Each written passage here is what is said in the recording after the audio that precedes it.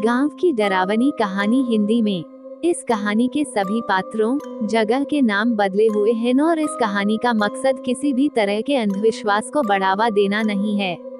इसका किसी भी जीवित या मृत व्यक्ति से कोई संबंध नहीं है। ये हॉरर स्टोरी चुड़ैल का प्यार एक गांव दीवानपुर की है। गांव के त्रिभुवन काका के पास बहुत सारी गायें थी। वो उनका दूध बाजार में बेचते और उसी से उनकी रोजी रोटी चलती थी। वे रोज सुबह दूध निकालने के बाद गायों को लेकर इस गांव से उस गांव, कभी नदी किनारे, कभी ताल तो कभी जंगल में घूमा करते और दिन ढलते ही गांव की ओर निकल पड़ते।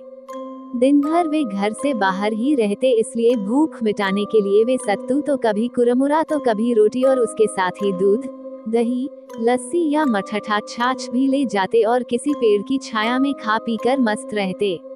प्यास लगाने पर किसी गांव के बाहर लगी नल, ट्यूबवेल या फिर कुएं से पानी निकाल कर पी लेते।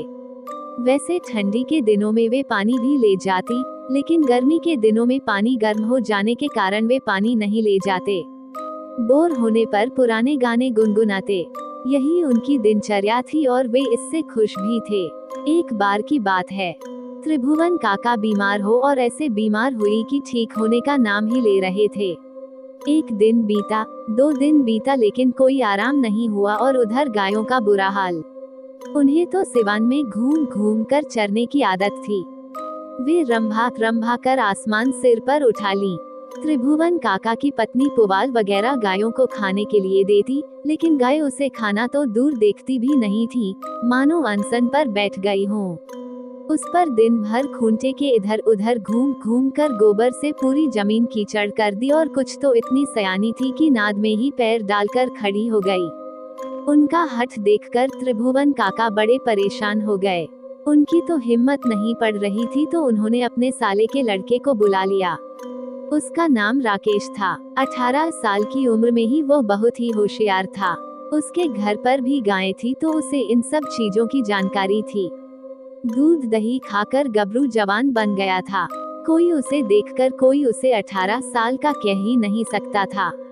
उसे त्रिभुवन के सारे काम संभाल लिए। वह साथ में अपनी किताबें भी ले जाता और पेड़ की छाया में पढ़ाई भी करता। त्रिभुवन काका बड़े खुश हुए। गर्मी का दिन था। खेतों में घास गर्मी की वजह से खत्म हो गई थी और उसे इस इलाके की जानकारी भी नहीं थी।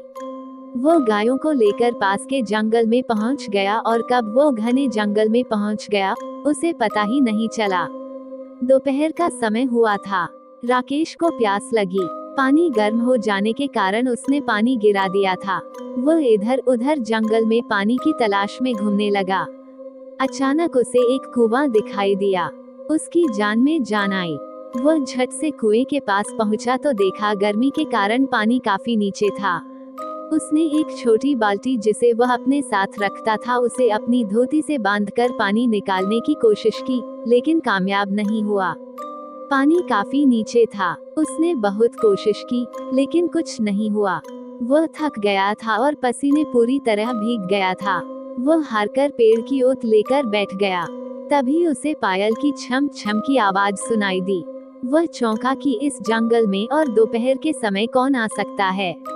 उसने पीछे मुड़कर देखा तो एक बेहद खूबसूरत लड़की अपनी कातिलाना अदाओं के साथ राकेश की ओर चली आ रही थी। राकेश उसे एकटक देखता रह गया। उस किशोरी की खूबसूरती में राकेश खो गया था। पास आकर उस किशोरी ने नटखट अदा के साथ राकेश को पूछी, प्यास लगी है क्या? मैं पानी पिला दूं? राकेश तो जैसे सुध बुध खो बैठा था। उसने घबराकर हाँ में सिर हिला दिया। किशोरी आगे बढ़ी और कुएं की जगत पर पहुंचकर अपने दोनों हाथों की अंजुली बनाई और कुएं में झुक गई। राकेश जैसे सम्मोहित हो गया था। उसे कुछ दिखाई ही नहीं दे रहा था। किशोरी ने पानी निकाला और राकेश की तरफ बढ़ी। राकेश बिना कुछ बोले अपने अपने हाथों की अंजुली बनाकर अपने मुंह से सटा दिया। किशोरी ने अपने अंजुली का जल राकेश के अंजुली में उड़ेलना शुरू किया और राकेश ने उस अमृत रूपी जल को पीना शुरू कर दिया। वह अलग बात थी कि उसके अंजुली का आधा पानी जमीन पर गिर रहा था, क्योंकि अभी भी वो उस किशोरी के चेहरे की खूबसूरती को एकटक पिए जा रहा था।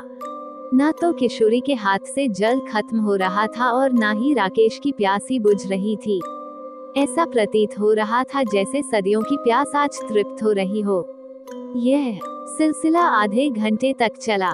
तभी किशोरी ने ध्यान दिया कि राकेश पानी कम पी रहा था और उसके चेहरे का रसपान अधिक कर रहा था, तो वह असहज होते हुई बोली, और पिलाऊं कि बस? राकेश कुछ बोल ना सका, सिर्फ ना में सर हिला दिया। उसके बाद उस किशोरी ने प्यार भरी आवाज में कहा, अच्छा मैं चलती हूँ। राकेश अब भी कुछ नहीं बोला, सिर्फ हाँ में सिर हिला दिया। वो किशोरी बल खाती हुई जंगल में गम हो गई। राकेश कुछ देर कुएं की जगत पर बैठा रहा और फिर अचानक वो उठा और गायों की ओर चल दिया। लेकिन अब उसकी चाल बदल गई थी। उसके मन में प्यार के अंकुर फूटने लगे थे। गायों को लेकर राकेश घर पहुंचा। आज वो बहुत ही खुश था।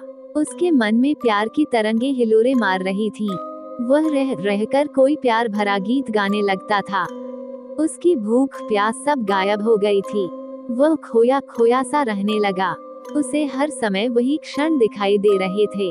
उस खूबसूरत चेहरे को वह भूल ही नहीं पा रहा था। उसने रात को खाना भी नहीं खाया और सोने चला गया, लेकिन नींद कहाँ आ रही है। वो करवटें बदलता और प्यार के तराने छेड़ता। उसे कुछ समझ ही नहीं आ रहा था कि उसे क्या हो गया है। क्यों उसकी भूख, उसका चैन, उसकी नींद उड़ गई है। अचानक उसका दिमाग ठनका और वह डर के मारे कांपने लगा। उसका बदन पसीने से लथपथ हो गया था। वह जोर से चीखा और जब तक त्रिभुवन काका और उनकी पत्नी आती वह बेहोश हो चुका था। त्रिभुवन काका उसके चेहरे पानी छिड़के और भी जतन किए, लेकिन कोई फायदा नहीं हुआ। तभी त्रिभुवन काका की पत्नी इमरती देवी ने हनुमान चालीसा का पाठ शुरू किया। अभी 2 ही लाइन उन्होंने पढ़ी थी कि राकेश तेज आवाज में हंसा, लेकिन आश्चर्य ये था कि यह हंसी राकेश की नहीं होकर किसी लड़की की थी। अब तो त्रिभुवन काका और इमरती देवी के प्राण सूख गए। वे वहां से तेजी से निकले और पास के ही रामखेलावन ओझा के पास पहुंचे और सारा माजरा कह सुनाया। इस पर ओझा ने कहा कि जंगल में ही कोई बात हुई होगी, चलो घर चलकर देखते हैं। ओझा, त्रिभुवन काका और उनकी पत्नी जैसे ही बाहर निकले, एक काली बिल्ली ने तेजी से उनका रास्ता काटा। रामखेलावन ने कहा कि चुड़ैल कोई छोटी मोटी चुड़ैल नहीं है, इसे हम अकेले नहीं संभाल सकते। आप गांव के और भी लोगों को साथ लो और वहाँ सभी लोग एक साथ गायत्री मंत्र का ऊंचे स्वर में जाप करेंगे और यह घंट शंख बजाएंगे। कोई थोड़ा भी नहीं डरेगा। वह तमाम तरह के हथकंडे अपनाएगी, कभी रोना, कभी मायूस होना, कभी डराना, लेकिन सबको पाठ जारी रखना है। जैसे ही सभी लोग त्रिभुवन काका के घर पहुंचे तो एक तेज हंसी के साथ ही राकेश छत की चारदीवारी पर चलने लगा। सबके होश उड़ गए, लेकिन किसी ने हार नहीं मानी और गायत्री मंत्र का जाप शुरू कर दिया और साथ ही घंट शंख आदि बजाना शुरू कर दिया।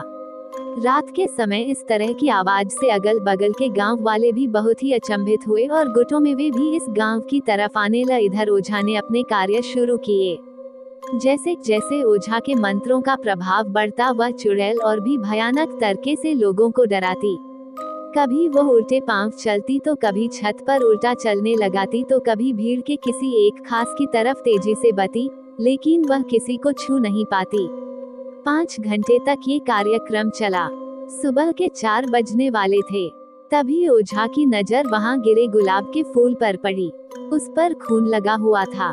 उसने वह फूल जैसे ही उठाने की कोशिश की, चुड़ैल खूब जोर से चिल्लाई और एक भयानक रूप बनाकर तेजी से ओझा की ओर झपटी, लेकिन तब तक ओझा ने फूल को आग में डाल दिया और आग में डालते ही राकेश का शरीर शांत होने लगा और कुछ ही समय में एक तेज चीत्कार के साथ एक काला गहरा धुआं राकेश के मुंह से निकला और राकेश उठकर बैठ गया। पूरा माहौल सामान्य हो गया था। ओझा के पूछने पर राकेश ने सारी बात बता दी और उसने बताया कि उसे रात को नींद नहीं आ रही थी, तभी वह चुड़ैल मेरे पास उसी रूप लड़की के रूप में आई। तब मुझे शक हो गया। मैंने उससे उसका नाम पूछा। वो कुछ नहीं बोल रही थी। उसने इस गुलाब के फूल के कांटे को मेरे अंगुली से चुभा दिया और जैसे ही इसमें खून लगा वह अपने असली रूप में आ गई। इस घटना के बाद राकेश के साथ ही त्रिभुवन काका भी उस जंगल की तरफ जाना छोड़ दिए। लोग इस चुड़ैल का प्यार से काफी हतप्रभ थे। कई दिनों तक ये बात लोगों के बीच केंद्र बिंदु बनी रही। यदि ये कहानी आपको पसंद आई हो तो अपने दोस्तों और अन्य लोगों के साथ शेयर जरूर करिएगा।